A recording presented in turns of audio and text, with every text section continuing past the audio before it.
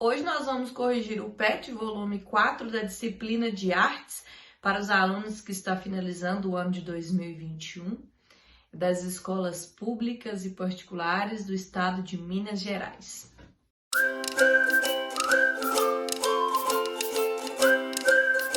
Seja bem-vindo ao canal Artes Simplificadas, aqui comigo, a professora Maria Cecília. É um prazer enorme ter você aqui comigo, né?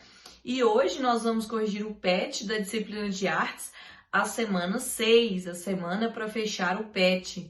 Se você se interessou, fique nesse vídeo. Caso você ainda não fez alguma semana, entre aqui no card que vai ter as semanas anteriores para você completar o PET e entregar para o seu professor, certo? Então vamos às nossas correções? Então vamos corrigir, né, o PET, o Plano de Estudo Tutorado, volume 4 de 2021, para os alunos do terceiro ano do ensino médio da disciplina de arte. Semana 6. Então o nosso tema é músicas tradicionais e atuais. Caro estudante, nessa semana dialogaremos sobre as músicas tradicionais e atuais. Então, a apresentação. Músicas tradicionais, também conhecidas como folclóricas, são cânticos que descrevem histórias, culturas e crenças de um determinado povo. As músicas tradicionais possuem riquezas e carregam valores que são deixados na formação das próximas gerações. Neste contexto, é importante entender o valor do corpo e dos outros instrumentos das tradições. A música indígena, por exemplo, valoriza muito o canto, pois para eles a voz tem o poder de ligar o divino com o terreno, trazendo cura. Na música africana, os instrumentos de percussão são elementos primordiais na harmonização de tudo. O batuque dos tambores eleva seus sentimentos e nos faz conectar com o mundo. Outras curiosidades sobre os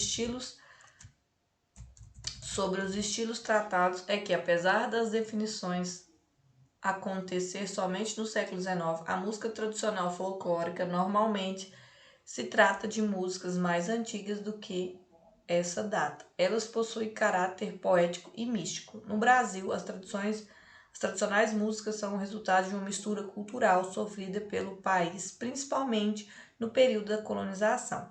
No final do século XIX e início do século XX, vários povos italianos, japoneses, alemãos, entre outros, que chegaram ao território brasileiro, também contribuiu na formação cultural musical encontrada no Brasil. Apesar de cada região brasileira possuir tradições particulares, existem alguns estudiosos que dividem a música tradicional brasileira em Lundum, origem africana, e Caterete, origem indiana. Atualmente, existem grupos folclóricos que se apresentam em grandes espetáculos, em grandes palcos, mesclando ideias com as músicas populares, tá? A música atual. O cenário da música brasileira do século XIX tem se mostrado efêmero e eclético. Isso quer dizer que os músicos têm durado pouco. Muitos são os argumentos que explicam esse fato: a falta de identidade, mudanças sociais, ascensão de grupos diversos, o avanço tecnológico, as características da sociedade de consumo, entre outros.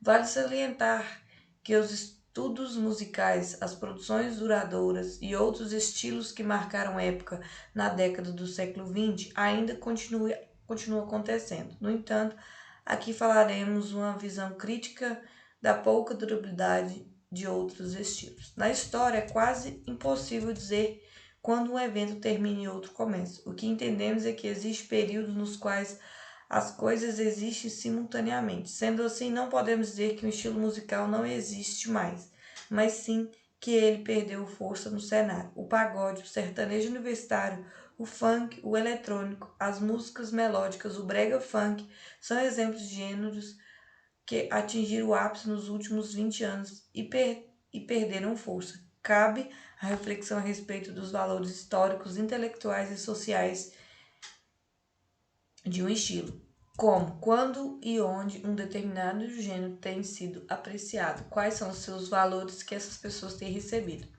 Um olhar mais apurado para o resto dos países do mundo, sobretudo Europa, Ásia e América do Norte, mostraram que os estilos musicais tem se apropriado das tecnologias digitais na construção de seus sons. As produções de videoclipes, o uso de ferramentas que acrescentam sons inusitados nas músicas, entre outras coisas, tem transformado muitas obras. Então aqui o PET deixou no Saiba Mais, né? Artigos que falam sobre a produção da música folclórica e também deixou aqui um link para você assistir um documentário que trata da importância da apreciação e conhecimento da música, tá? E partindo para as atividades aí, né? Indica quais as principais diferenças entre as músicas tradicionais e as músicas atuais, né?